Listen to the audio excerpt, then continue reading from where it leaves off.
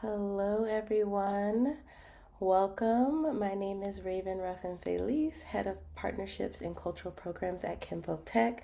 Thank you so much for joining us. If this is your first time, welcome to the Teach-In series, A People's History with, or People's Archive, excuse me, with Kinfolk Tech.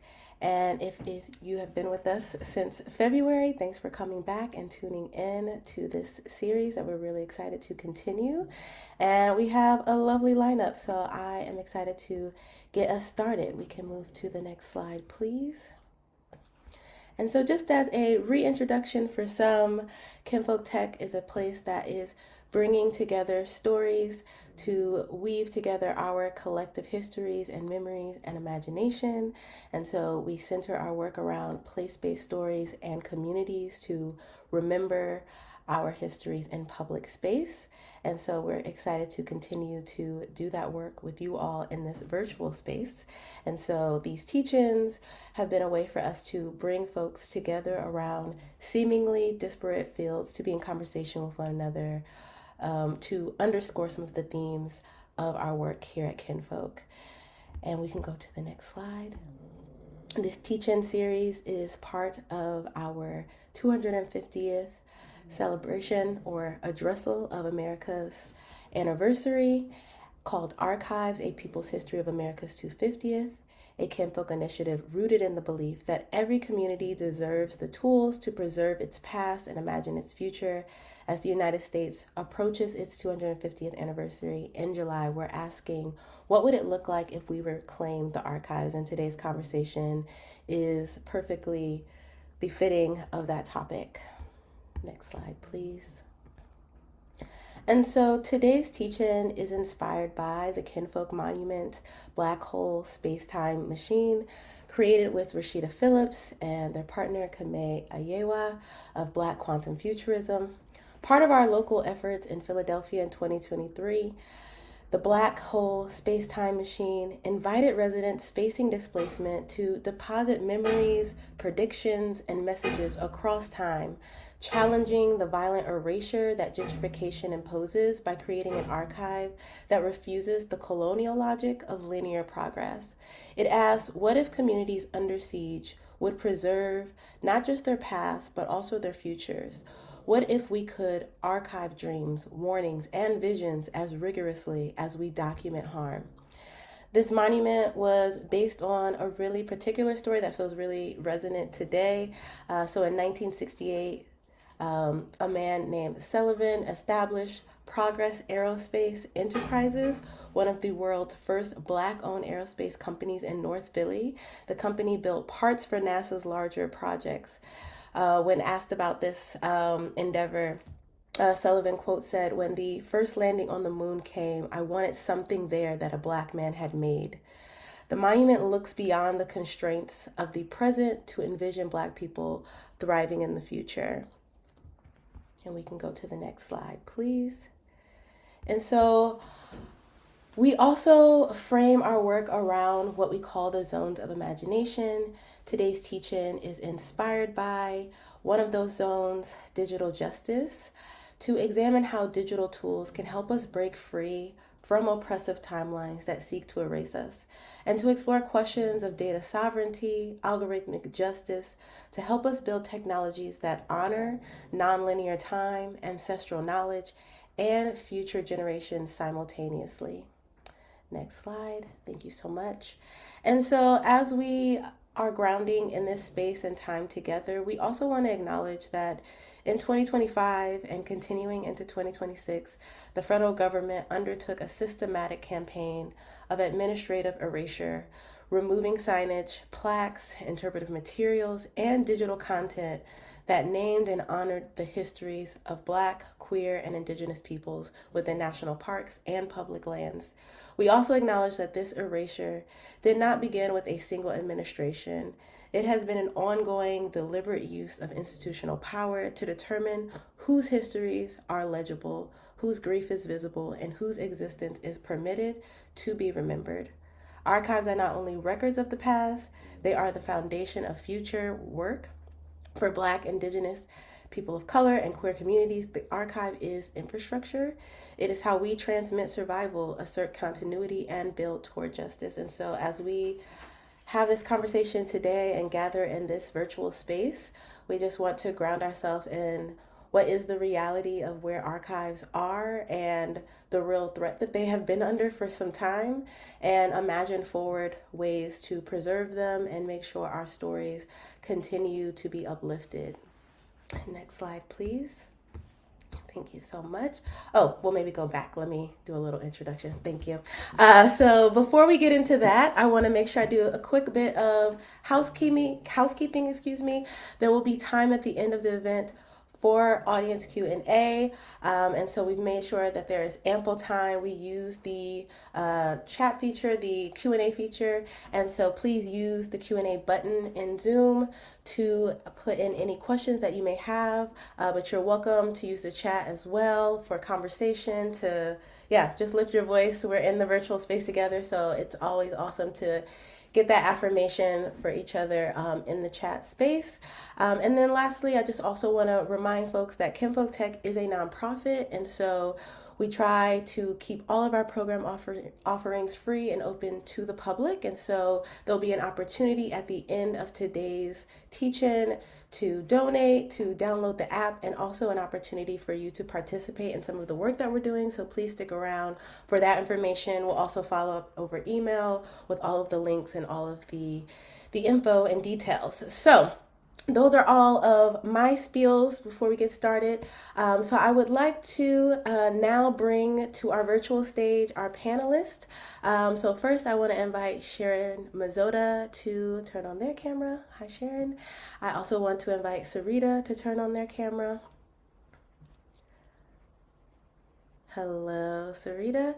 And I do want to make a note that unfortunately Cristina Fontanez Rodriguez is unable to join us. She had a situation that was just out of her control and was unable to join us for today's session. She sends her regards and regrets, and so we're going to move forward with the conversation, but I think a lot of her work will be honored in this space, and we look forward to hopefully being able to bring her to the stage in future offerings.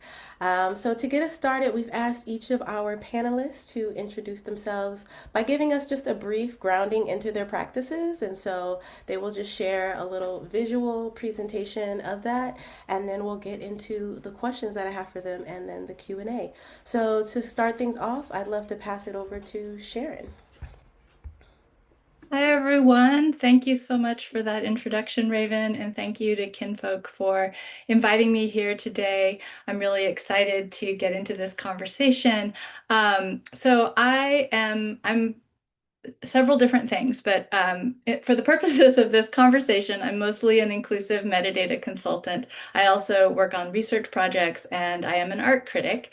But my work in consulting with cultural heritage organizations involves helping them bring their metadata, or the way in which they describe their collections, in line with their goals for social justice. So usually that means helping them to come up with systems and structures and tools to better represent the people who are represented in their collections, or the people who are their audiences, like the audience for their collections, right?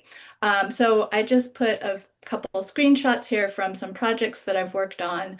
One was a 3-day workshop with the Arab Image Foundation, which is an artist-led collective based in Beirut, Lebanon, that shepherds a collection of photography that spans from the earliest eras of photography through to the present day in the Middle East. So they work primarily with vernacular photography. So that's photography that's not like fine art photography. It could be the archives of a professional photo studio that worked in a particular community. Or something that, some personal, there's artists represented in their collection as well, but it could be a personal collection of photography, a family photo album, for example. And what they were interested in doing is they are digitizing their collection and putting it online, and they really wanted to come up with a custom taxonomy, or a custom controlled vocabulary that would enable them to describe their collections in language and in a way that's organized that makes sense to them and to their communities, and not have to use the big institutional vocabularies like the Library of Congress vocabulary. So I helped them kind of come up with a structure where they could build their own descriptive vocabulary. And I can talk more about that in the Q&A or if people have questions. And then the other project that I'm bringing today is with an organization called Curationist, which is where I first met Raven, actually. And what they do is they aggregate open access metadata and images from mostly from museums, but from all kinds of cultural heritage organizations. And they bring them all together in one place, so you can kind of search.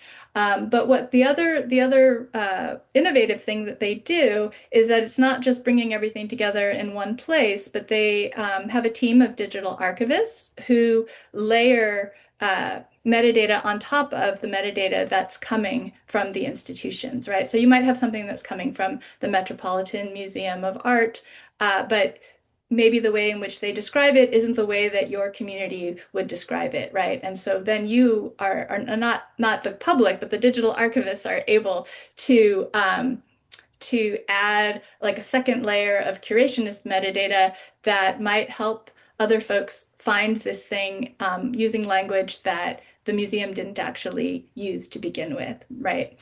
And I think that that's not very common. I don't see a lot of organizations that are doing that kind of work. And it's really something that is very inspiring in terms of having a museum record that is multivocal, right? It's not just one institution or one perspective, but that curationist can bring its own research and its own point of view and actually start to build these layers of data around these objects. So I think I'll leave it there and hand it over to Syreeta. Party people. First, my name is Syreeta Gates. I go by she, her. I'm from Southside Jamaica, Queens. First, I'd like to say thank you for y'all are literally everywhere in the world. We got Tunisia in the building, Seoul, North Carolina, LA, like Brooklyn is always in the house per usual. Y'all could have been anywhere in the world, but you're rocking with us. So we definitely appreciate that. I am the founder of the Gates Preserve. Flatbush, big Flatbush, heard you, clear, loud and clear. I'm the founder of the Gates Preserve. The Gates Preserve is a multimedia archiving and preservation company in which the commitment is to ensure that culture lasts forever. We go by the tagline, archiving is a statement of value, because we literally believe that. And I'm the founder of Most Incredible Studio. Most Incredible Studio, we make memory tangible, creating collectibles using Lego bricks. So I literally move weight. See what I did there? And so great. I'm also an archivist by trade. My background is specifically moving image archiving and preservation. And so I'm delighted and enthusiastic always to be in these conversations. And so my work spans medium. I'm also a filmmaker. I have a series called Ladies First that's on Netflix right now about women in hip hop. And I have a book coming out called Word is Bond around hip hop journalism. So I do one or two things. I do one, two, three, four, five things. Nothing crazy. But the reason we are gathered here today, as it relates to digital archives and kind of like archiving our history, one of the projects that I curated with a few of my friends many years ago was called To Marry with Love.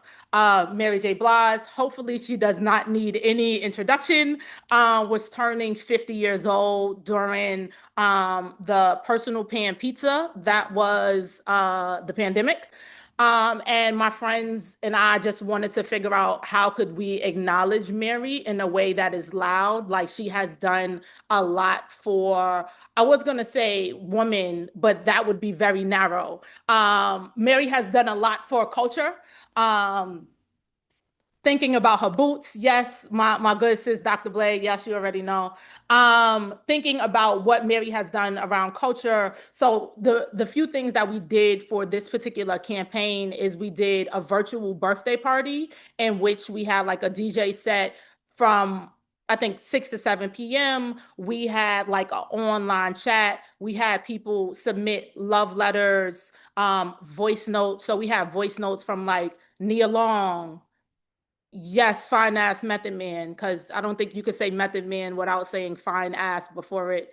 Nas, I think Gabrielle Union, so many people contributed voicemails for that project. But one of the things that I contributed that was I was really excited about, we did a an archive boot for Mary. So essentially, it was one boot that consisted of maybe 200 to 300 photos of Mary's boots over the past 30 years of her career. Shout out to the work you're doing, Sharon, that good metadata work, because we were literally in the thick of it. And so the boot really consisted of where in the world Mary had the boot on, what the brand name of the boot was, what is the date location in which she wore it, the size of the heel, et cetera, et cetera. So it was loads of fun. So we could essentially be the ones to tell you, Mary actually needs to get a deal with Gucci because over her 30-year career, she has wore 5,725 pair of Gucci spring collection boots that are at least 3 inches tall and they happen to be in black. So that's kind of like one of the things that we have done at the Gates Preserve and what we've been cooking with Most Incredible Studio. Actually, if we could play the video, I'll talk a little bit about it after. Yes, bamboos. I see y'all.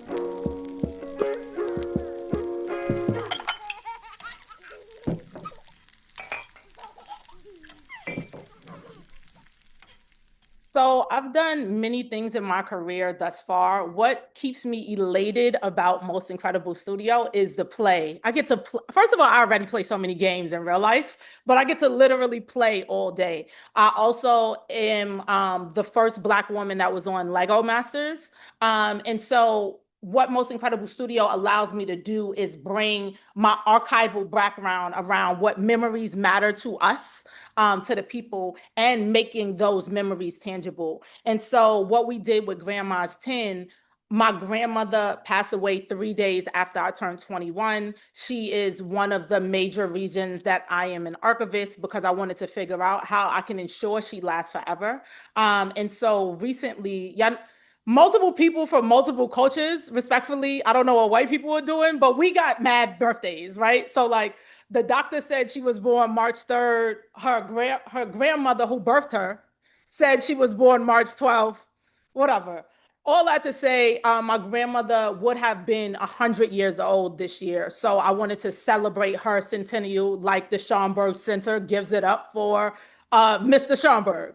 And so one of the ways that we did that was Grandma's 10. The memory that we wanted to evoke was, y'all know y'all had them cookie tins that never had cookies in it. Or maybe you did have a cookie tin with cookies in it. Those blue tin that had those butter cookies. My grandmother had lotto tickets in it. She had dice in it. She had her old A&S cards.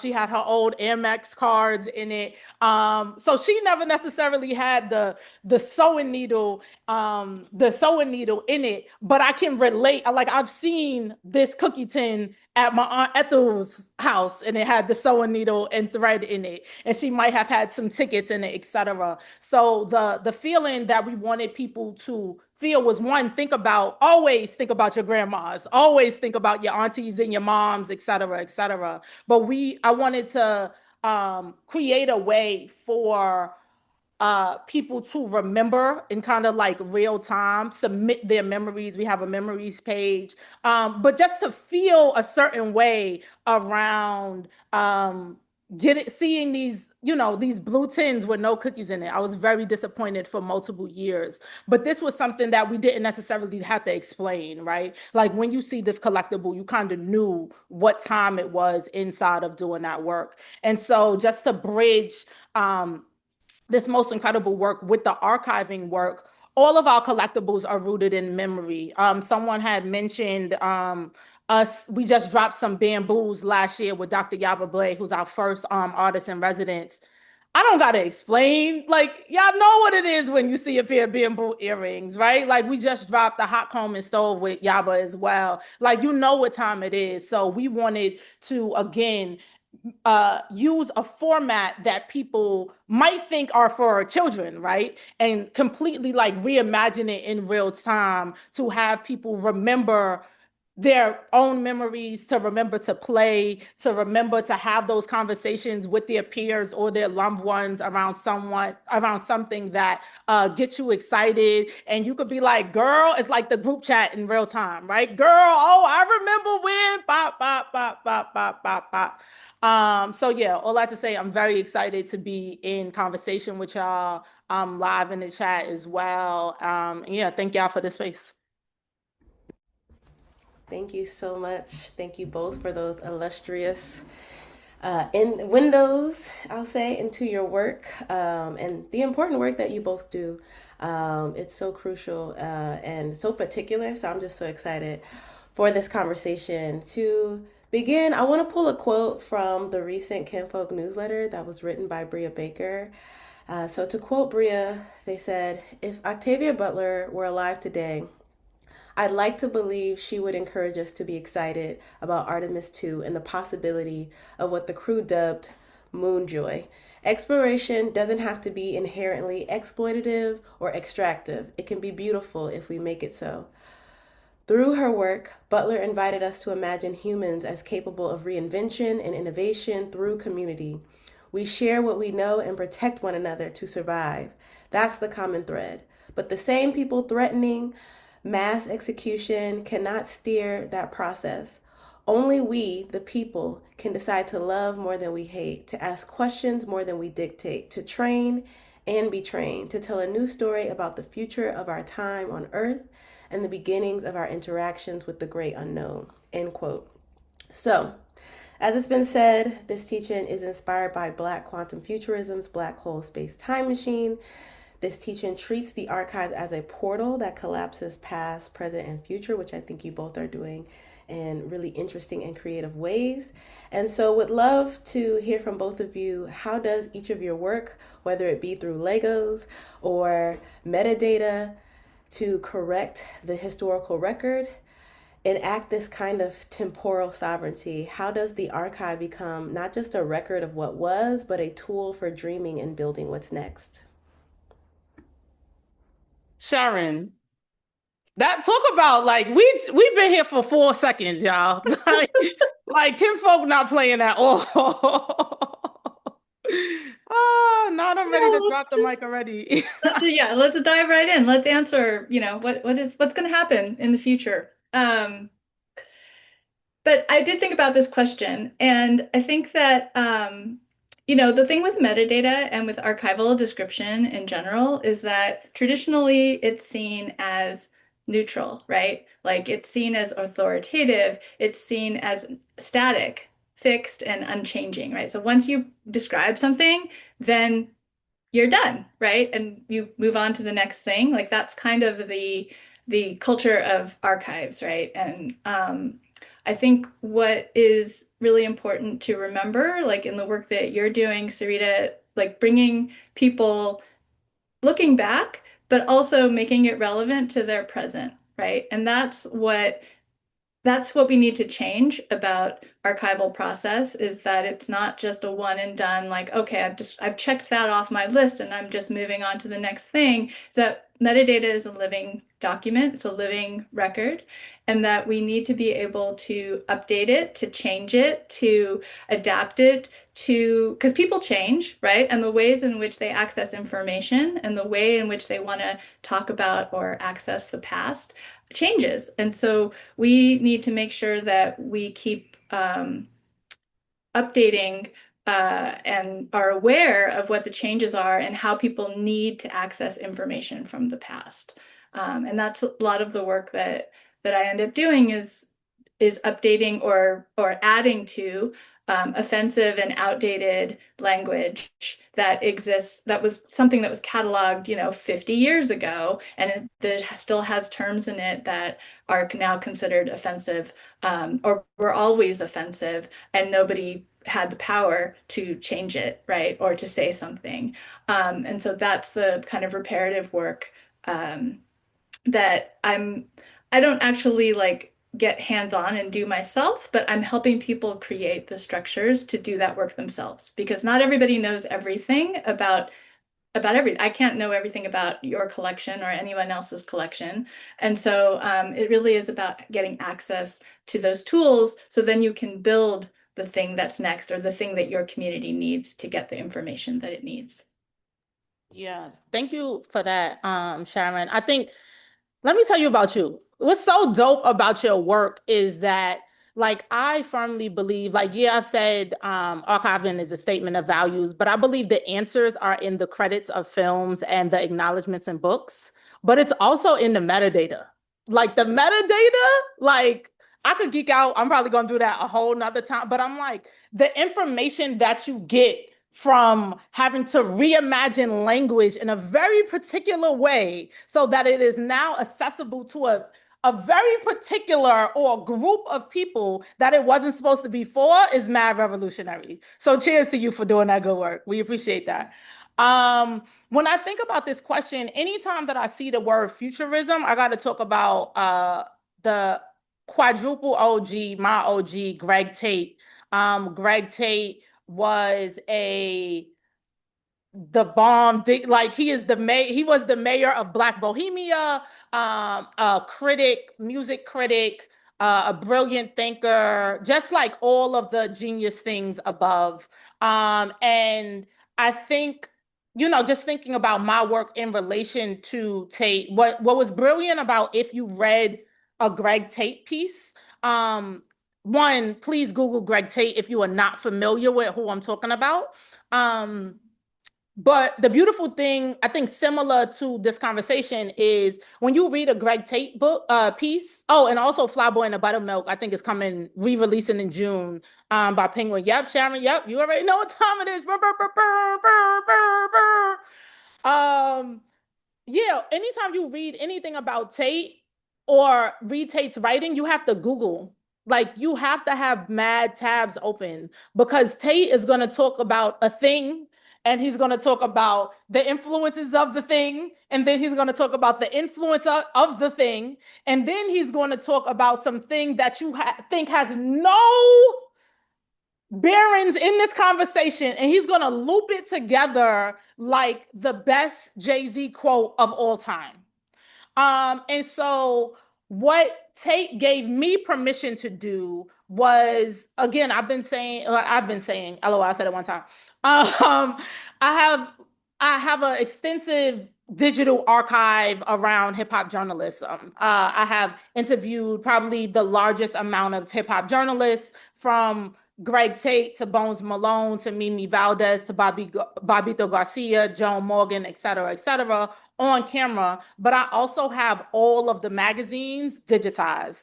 And what Tate gave me permission to do was to do that work even before I knew that that work was an option. So I had was playing with this idea kind of around, who tells the story of the journalist when they're the ones telling everyone else's story. I'm in undergrad and I don't know Tate from a hole in the wall, and he's like you. And so I'm like, all right, sir, kind black man, sure, let's go with that.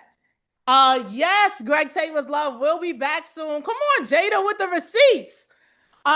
So yes, Tate told me that because he said me, it essentially led me on this journey to telling a story around these storytellers. I think the major artist is important. Like you would not have a Beyonce. Beyonce is genius. Period. Hard stop.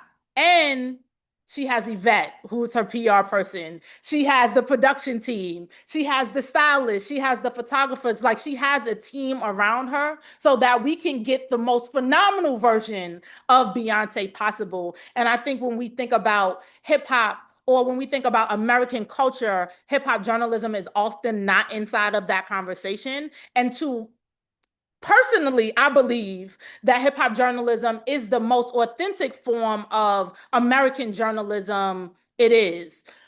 Inside of our archive, I have pulled, we have, Sharon, I need to talk to you separately, but we have all of the metadata. And I'm so grateful that I can like type in Free Palestine and mass stuff comes up in hip hop journalism magazines, right? Or I can type in Nelson Mandela and stuff comes up. Or I can type in the GOAT that is Octavia Butler and things come up. Toni Morrison, James Baldwin, et cetera, et cetera, et cetera. And I think what's phenomenal about hip hop journalism in a way that a lot of these mainstream magazines weren't even doing, like you would have the breath of life inside of these magazines in which in relation to a very particular version of a very particular type of person's lives inside of mainstream publications, which might be a Vogue, a GQ, et cetera, et cetera, et cetera, et cetera.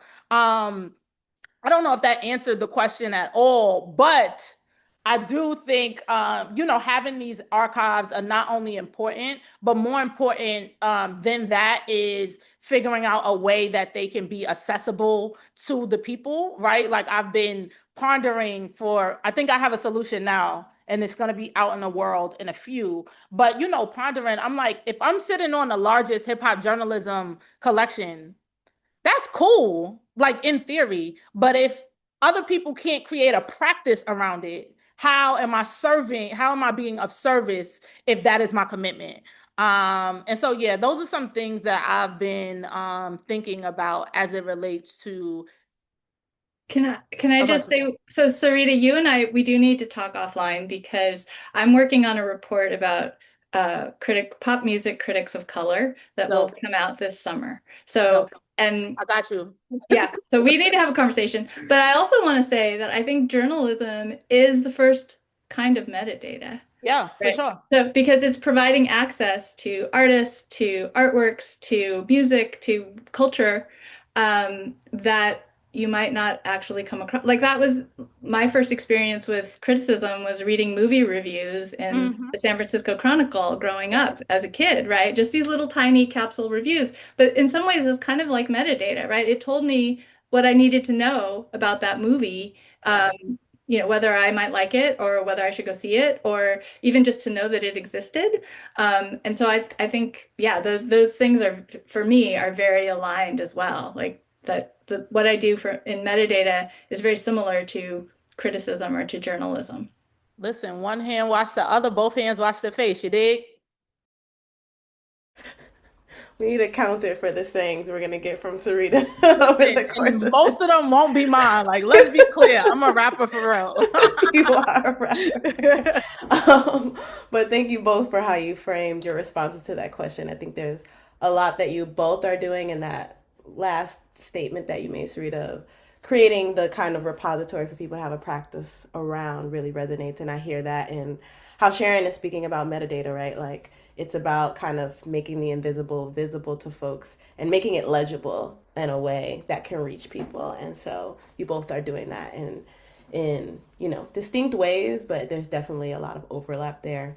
So for my next question, I want to get into the nitty gritty of gentrification and displacement. And so, gentrification and systemic erasure don't just displace our bodies, they displace our timelines, our futures, our sense of who we are allowed to become. And so, how do you work with communities to preserve and assert their histories on their own terms, which you've spoken to, Sharon, quite a bit? And as mainstream digital tools are increasingly weaponized against Black and Brown, queer, communities, how do we develop both URL and IRL practices that center justice and self determination? And so, I think at Kinfolk, we're definitely thinking a lot about these tools that we're both trying to use to preserve and safeguard, but that also are, tools of harm. And so just wondering how you both are juggling that as well in your work. For sure. I'll hop in because the first one, yeah, I have an answer for the first one. LOL. LOL at saying on a panel, I have an answer for the first one. Insane. Um, but I'm very clear that we're doing seeing work with Most Incredible, right? Like Lego, we are not affiliated with the Lego group by any means. We use the tool as a medium. Respectfully, Lego does pirates and pilgrims, and it's necessary. And we are going to be as granular at Most Incredible as possible. We did not choose to do a pair of bamboo earrings by happenstance because it was cool. We chose to do that because, like, yeah, I didn't even realize I had on bamboo earrings. Like, it's what we do, is what happens. You know what I'm saying? And so we wanted to use the tool of Lego bricks to remind people. So Jay-Z has this line. He goes, remind yourself, nobody built like you designed yourself. All we are doing is reminding people to lean all the way in who they say they are. And so if you are someone from around the way or not around the way and you identify with bamboo earrings in a very particular way, cool, we're talking to you. And also simultaneously, we are reminding people, thinking about the erasure point. Black women in particular will not be erased on my watch. You could go, or I don't know if y'all got Timexes, big face rollies. I don't know what kind of watches y'all rocking with, but that is my commitment because I come from a lineage of Black women and they come from a lineage of Black women. And so all my work, whether I have to say it or not, just because I am, it means that we are. You know what I'm saying? And so yeah, that's the commitment around preservation. Like that is the commitment to holding our stories. And even like we dropped the bamboos last year. We're gonna re-release them next week. Is it next week? 2 weeks? The 29th. But yes, Lego bamboo earrings, but more importantly, your stories around them, right? Like, more importantly, you get to say, like, you get to put your auntie, your cousin, your so and so in the archive that we are creating, that we will feed back, whether it's on TikTok, Instagram, etc., in a way that you can trust. Like, this is going to be crazy, but I have all of these I move brick drug dealer analogies now because I'm literally, living this life. It's like Denzel Washington in American Gangster. He's like, Blue Magic. It's a brand name. It's a name you could trust. You don't gotta step on it. You don't gotta call it any. Either you call it what it is or you could call it something else. You know what I'm saying? And that's the work that we're doing at Most Incredible. It's like, yo, you could trust us 10 out of 10. A Black woman is running this and you will be reflected in the work that you see us create in the world, and know that we got y'all. Like Black women, people of color, like if you are if you are of the margins, if you are a part of folks that might be dealing with gentrification, it's like we are talking to you. Y'all know we be talking to you. So yeah, that's kind of like how our work is playing a role inside of those spaces. Yeah, I think that this is Sharon, by the way. What you're saying, Syreeta, is really key. It's about people, right? And it's about people's stories, and technology or Legos, digital tools or Legos or whatever it is not made for us, right? It's literally like digital tools are literally binary. They are zeros and ones when you come down to it. And so the structures in which we are living, whether that's a Lego structure or a digital structure, infrastructure, is not it's not designed for people. And so how do we use those tools but center people and their and our experiences? And I think that that's what you're speaking to in terms of like trust the people who are doing this work and that they will create space. And that they will be able to hold these experiences and shepherd these experiences and archives in the way that they deserve to be shepherded and shared. And that is something that we cannot entrust to the digital overlords because they've shown over and over again that they don't care about people and they don't care about the needs of humanity even, right? Like we have AI now, which is just like eating up all the water and the resources and and draining the Arctic and making, heating up the planet even more than it already is. So it's I'm sorry if that went to a very dark place, but I think that it's really not being seduced by this shiny new digital tool or this great new thing that we can do, but making sure that those tools serve us. And I'll just go back to the Arab Image Foundation, the work I did with them. We were designing a vocabulary that was structured just like all the other vocabularies that are used in library science, right? But they did not want to use the traditional categories to structure it. So they actually have a category that's called forms of oppression. And in this category is colonialism, capitalism, communism, social, all the systems, all the isms, right? And where normally, I shouldn't say normally, but in a traditional white Western taxonomy that would like be under political science or systems of governance or something like that, right? But for them, these are all forms of oppression, and that includes, also includes racism, sexism, homophobia, So I just I thought that was brilliant. I was like, this is unlike any vocabulary that exists because you have this particular lens and this is and you don't want to compromise. So all those terms exist in other vocabularies. They're just organized in different ways. And I really admired and respected them for wanting to organize them in their own way, right? In a way that makes sense for them and for their collections. And it's just so badass, like forms of oppression. I love it. So I just wanted to share that. Thank you for that. Thank you both. I'm just thinking about, what the examples that you both shared are just so vibrant, like the forms of oppression, the bamboo, like what you're able to do when you're using the oppressor's tools to create something that just takes it to that next level that sounds and feels so vibrant, and is so innovative around the tool. And so that does bring me to my next questions or set of questions, of how do we bring these histories and our stories into digital space without flattening or extracting them? How do we gain and what do we risk, when we create digital archives and repositories? How do we ensure our communities don't just appear in the digital record, but shape and govern it, which I feel like you all are kind of speaking to. But yeah, just to say more about what is that work like? What does it look like when you go to a Lego and you say, I'm doing this and not that thing that y'all been doing? What does it look like for you, Sharon, when you say, this is what the metadata says, and I don't care how correct, or right or, documented this may be, this is how it lives within this community and we have to honor that. And so I'd love to hear more from you both of how, yeah, we do that work of keeping the fullness of our communities within the archive.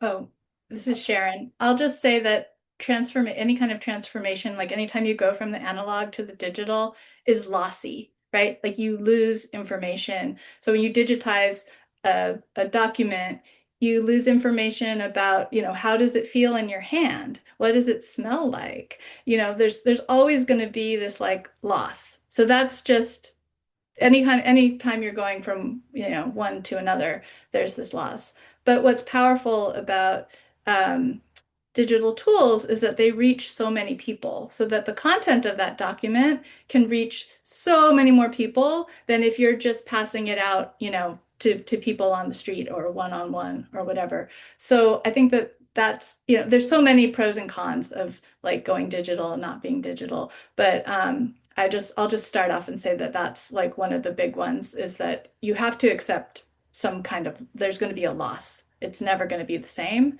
But by the same token, um, you just, you get, such a bigger audience, and then real things happen, like Arab Spring, or the fact that we all know about the genocide in Gaza, like that is because of digital tools. So, yeah, I'll just leave it there for now. This is Syreeta. Thank you, Sharon, for every time you start saying this is Sharon. Jeez, Syreeta, follow the rules. Um, uh, to be honest, thinking about your question, Raven, when has there been a time in history, not necessarily American history, but folks of color history, in which we have ever flattened anything? Like, we always make things more magical just by showing up. Like, you know what I'm saying? Like, I've never gone to, my homegirl used to do like these Chinese New Year's, and it was whack. Like, I've never been to a whack Chinese New Year. Like, you know what I'm saying? Like, I've never been to a whack barbecue.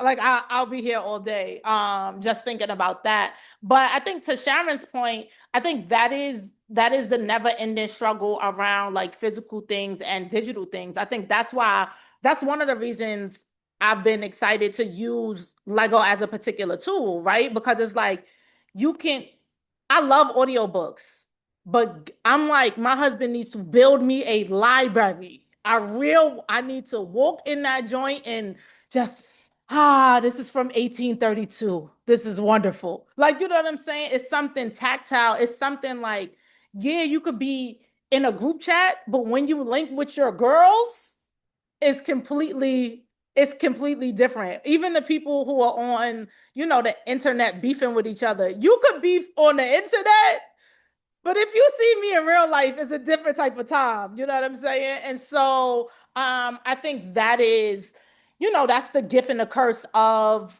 digital tools. It's like, again, I'm struggling with, yes, I want to give people access. Do I want everybody touching my first edition the Aswell Action Guide?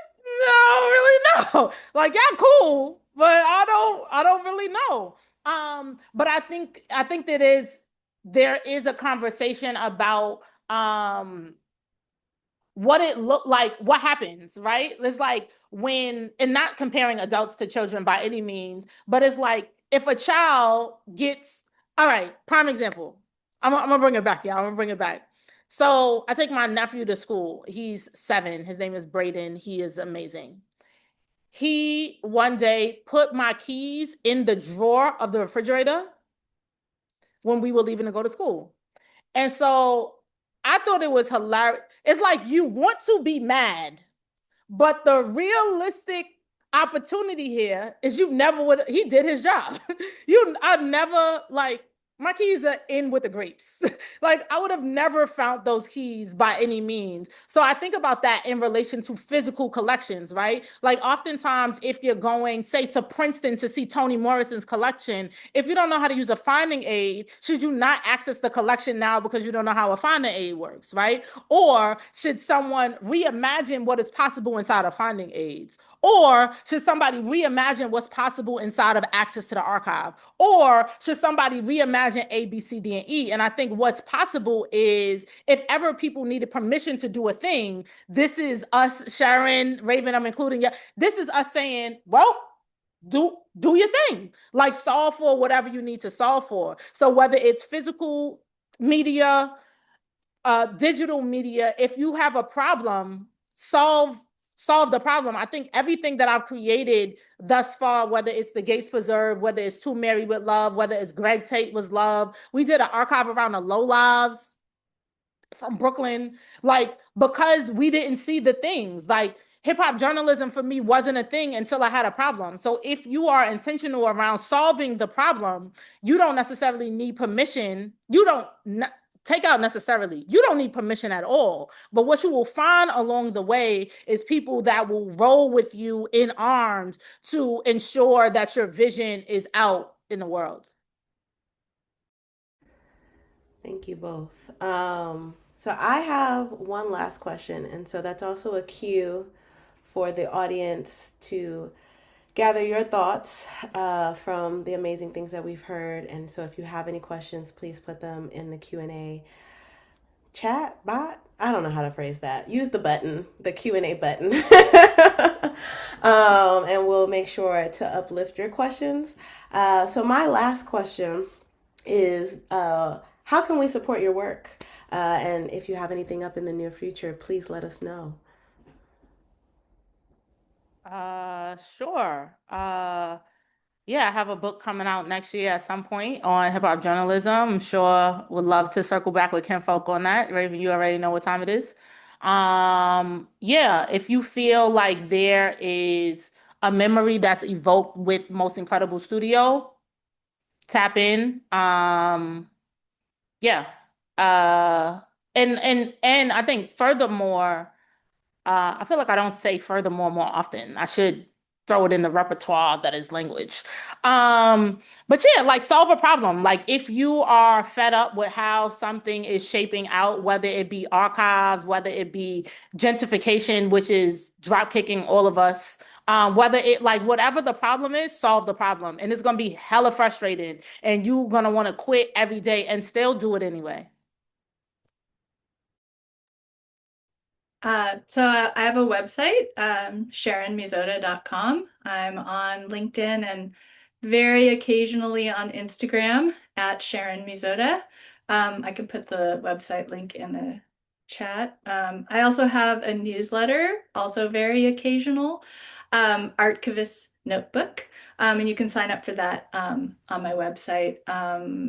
Yeah, and just, let people know that we need to do this work. I think that that's really just keep talking about it. I think that's really what needs to happen is more and more people need to talk about this because yeah, powers that be don't want us to talk about it, and they don't want us to talk to each other and get together and work on things. So what, as Syreeta said, like, go out and do it.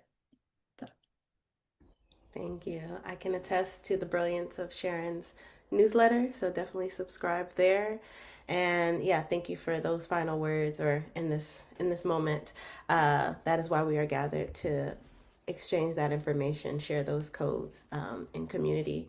And so yeah, I want to open the space for questions. We have a couple that I will get us started with here. The first question I see is, who gets to decide what metadata means, and how do we challenge or redistribute that authority when working with community archives or historically marginalized narratives? That's a really great question. This is Sharon. I can take that.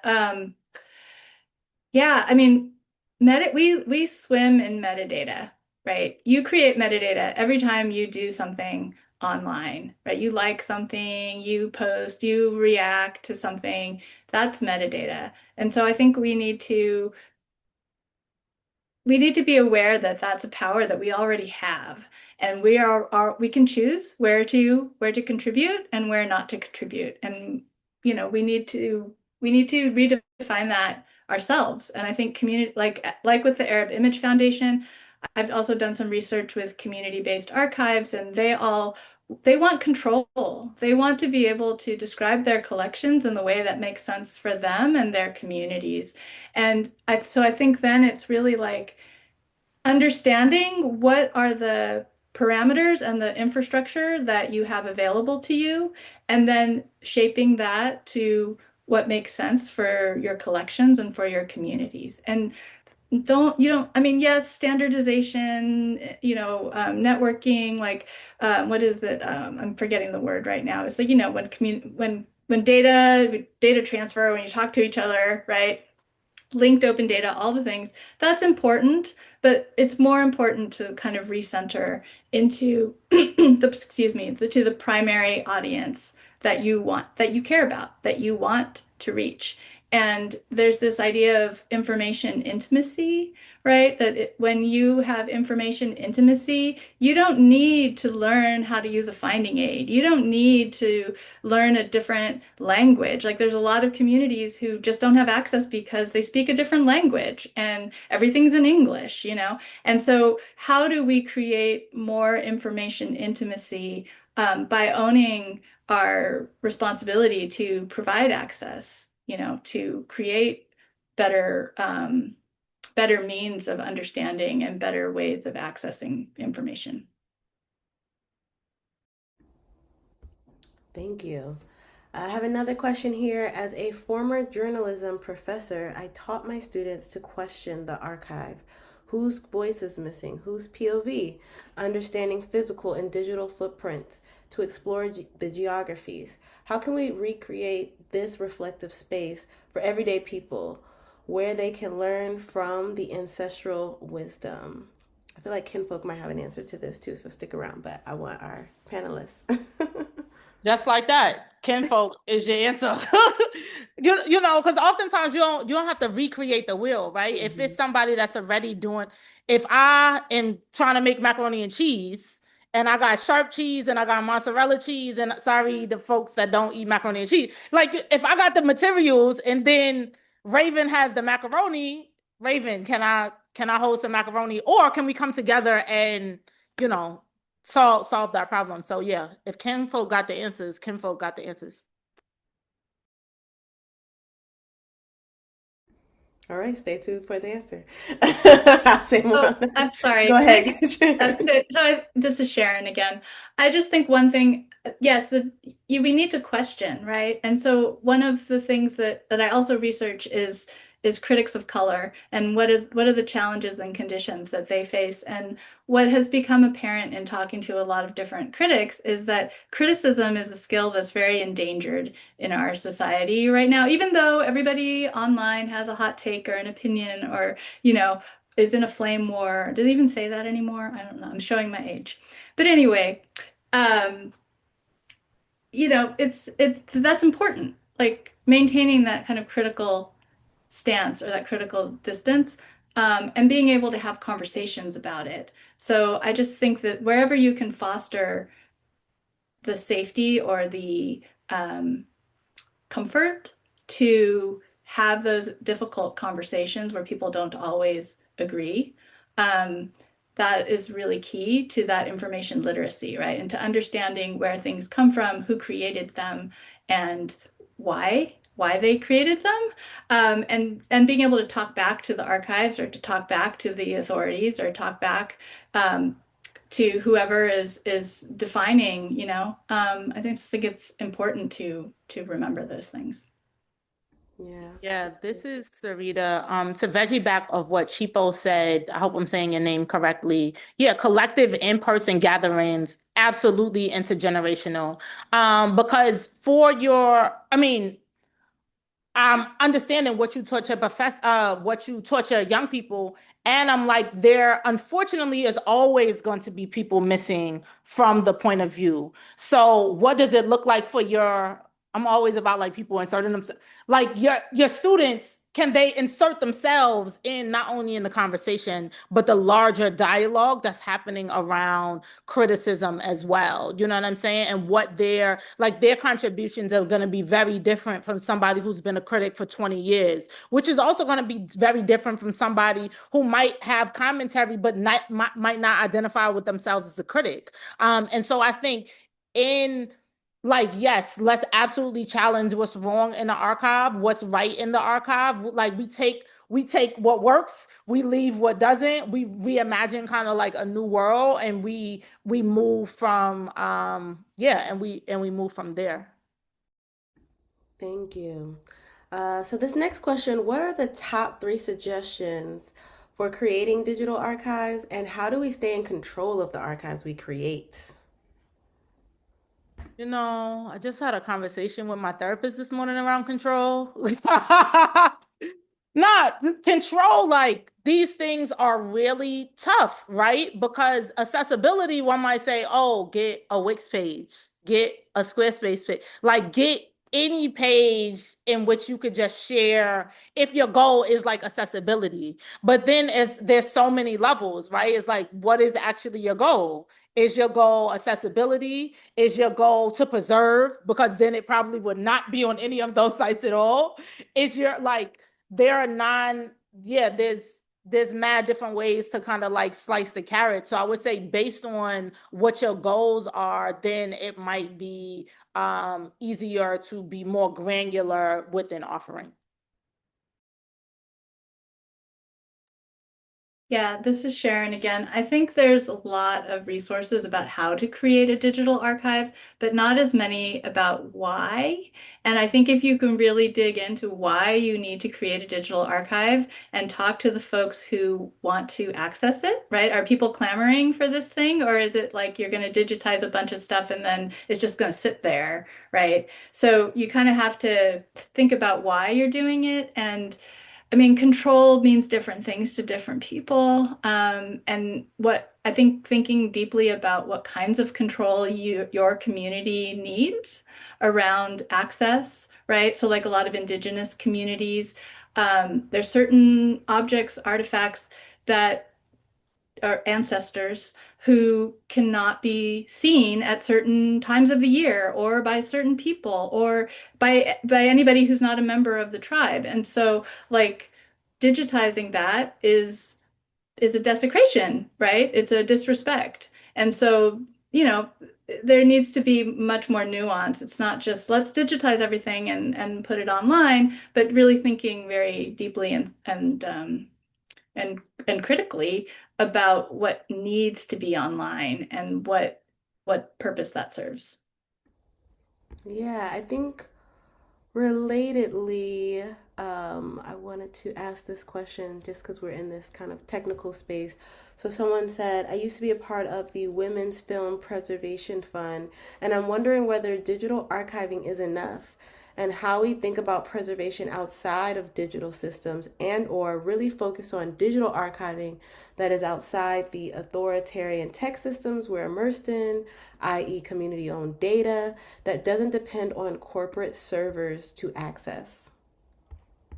I know it's a lofty question, but just Yeah, this is a big issue. Like even the Internet Archive, which is a nonprofit, is, you know, and it has archived so much important stuff, right? Is struggling, right? So the support systems are just not always there.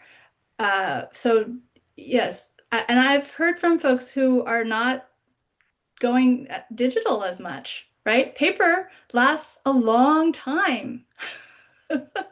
Um, so maybe looking at these older forms, I've heard from Native Hawaiian community leaders who are like, we geographically distribute our knowledge, and a lot of it is oral tradition and passed down as oral tradition, right? It doesn't all have to be like in a central digital place.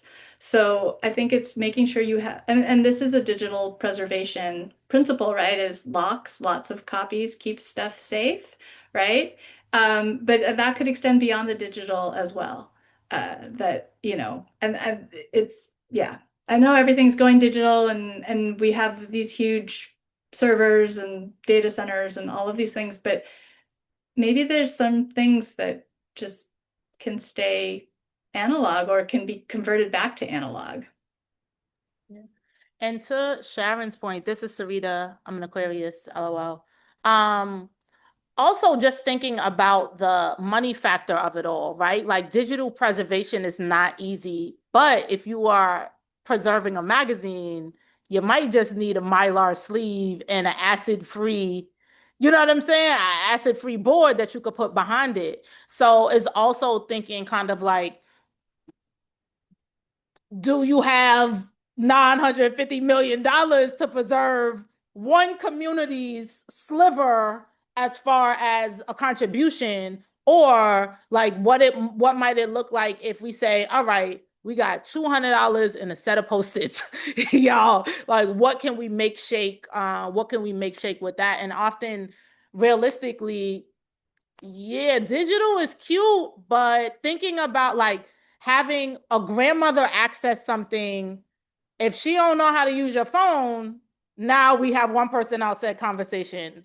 If you have a 5-year-old who might be excellent at phones but haven't read a book in, I mean, that's already problematic. But you know what I'm saying? Like sometimes the digital, I mean, sometimes the physical space is the way to make everything kind of like an even playing field. And then you could be in conversation around how to use the thing. And then everybody can learn kind of like simultaneously versus, yeah, the digital piece is many, many levels.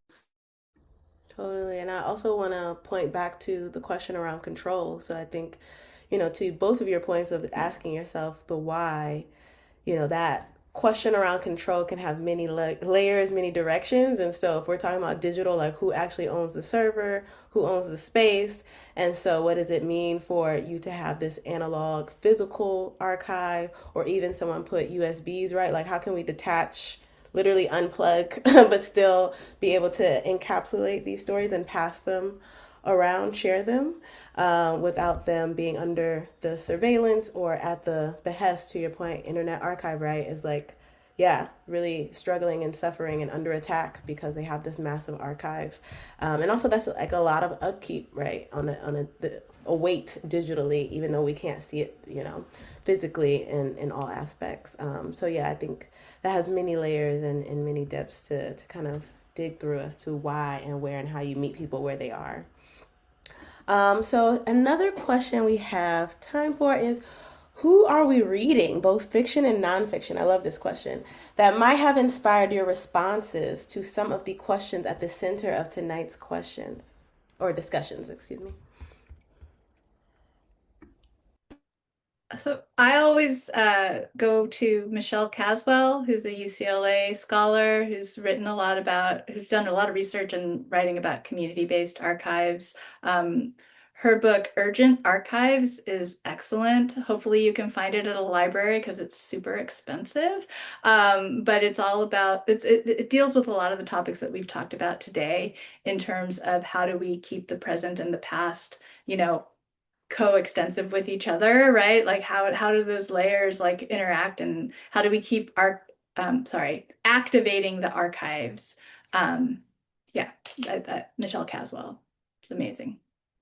Yes, and she's Rebecca's advisor. Woo, woo, woo, woo, woo, woo, woo, woo, woo, woo, woo. Let me not hold y'all. I'm reading a lot of fiction. I'm reading a lot of nonfiction that has nothing to do with archives and that bring me joy. I'm reading a lot of Kennedy Ryan romance novels right now.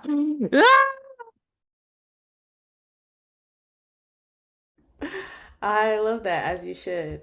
Sorry, my questions here. Oh, here we go.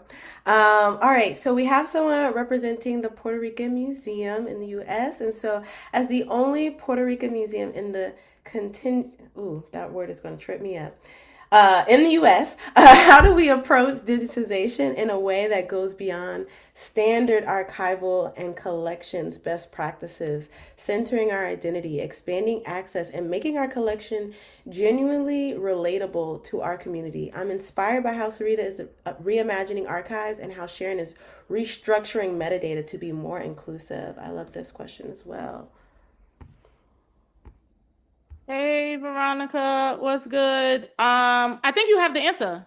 Like, you know your population, you know the people that you're serving, like lean into that. Like there's nothing that I am assuming and or Sharon could give you that is going to be more insightful than what you already know. So you already got the answers. Tap in. Yeah, co-sign on that. That's just talk to people, do some focus groups or Yep. interviews, or yeah, find out what people need and what's important to them. Yep. And I always say start with the elders and start with the babies. And then from there, you could kind of do a nice little combination plate. I love that. And as someone who has survived the institutions, don't let them suck you dry. Trust your instincts. Whatever you think is right is probably right. So I'm a Yeah. co-sign as well. I think those are all of our questions. Am I missing any from backstage? Anything else? Let's see. We have a okay. Um, let's see. How can we protect Black people's voices if we digitally record stories? How can we protect them from AI where they can be manipulated? I think this is a really good overarching question around the way that our stories are getting sucked up by the AI. Not me and Sharon's faces. I'm Syreeta. Like the long sigh, like, listen, it's such a struggle. Because it makes you not want to do anything, which is the inverse of the question. You know what I'm saying? Yeah. Ah, ah, I don't like have black maybe a better question. Have Black people's voices ever been protected? Maybe we could start from there and work backwards because AI is just a reimagination of another ism or archery, patriarchy, capitalism, like all of the things. So if you got the answers for that, please let me know. And I got your first $200 in Mylar sleeves on me. Um, yeah, I totally agree that it's never been safe for marginalized communities, right? And that is sorry, this is Sharon. That is always the risk. That is the downside of being known, right? Like when you put yourself out there, um, and being represented and being counted and being heard. So but I think it's just having very good online digital hygiene helps, right? Like just say no to all the cookies. Don't let them take your picture if they don't have to. Like just stay off the radar. I mean, I'm not doing that here, but stay off the radar as much as you can. Um, and be very judicious about what kinds of agreements you sign when you share, right? And who you're sharing with and what you're sharing. Edit yourself. Not in terms of censoring, but just being careful because that's another thing that's come out of some of the research that I've done is that people who are very vocal, like journalists and critics online, often get a lot of online hate to the point where some of them have been doxxed and have to have to move. They have to take their name off of things, or they don't participate in podcasts or panels where their name is out there anymore, right? So the danger is not just from AI, but it's from people, So yeah, you have to be careful and decide what you feel is an acceptable risk to protect yourself. Sharon, Syreeta, thank you both so much for all of your brilliance radiating through this space. I want to thank everybody for the amazing questions and celebrations and affirmations in the chat. To begin to close out, I want to share screen here. And as I promised, we have many ways for you to stay connected to Kinfolk and the work that we're doing. This is a part of the larger series, The People's Archive. This was Beyond the Past Tense. Next, we have We the People, that is really looking at solidarity across communities, Black, Indigenous, digital spaces. So we'll dig into that more. Seeding Repair and Revolution in August. We have some amazing partners that'll also be joining us for those two. So please stay tuned. Next slide, please. Thank you. Please, if you were inspired by Black Quantum Futurism's monument, you can download the Kinfolk app if you don't already have it. It's free and available on iOS and Android.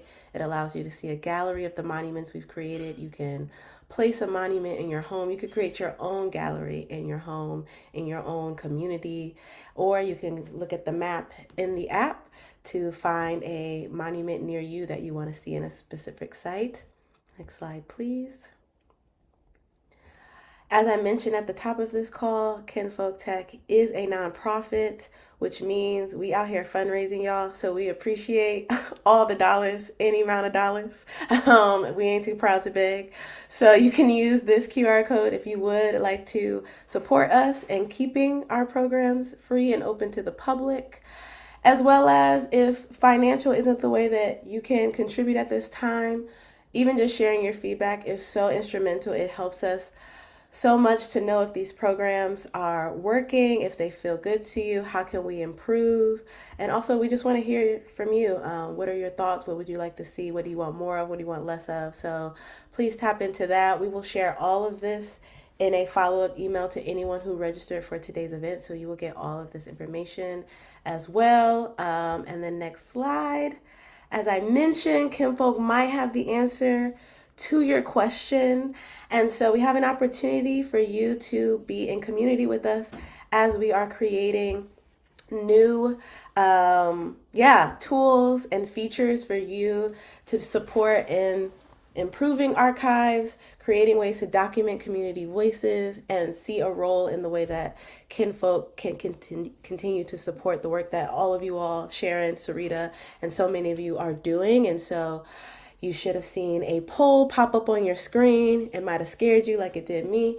And so if you can tap into that poll, it'll be an opportunity for you to share your email for our team to get in contact with you and for you to participate in some testing, some play, as Syreeta put it. We want to play in community and really explore tools that feel meaningful and impactful to, what we want to see in terms of how we do this storytelling and archiving. So I'm going to leave that up for a moment. I see folks in that, so I want to give you time.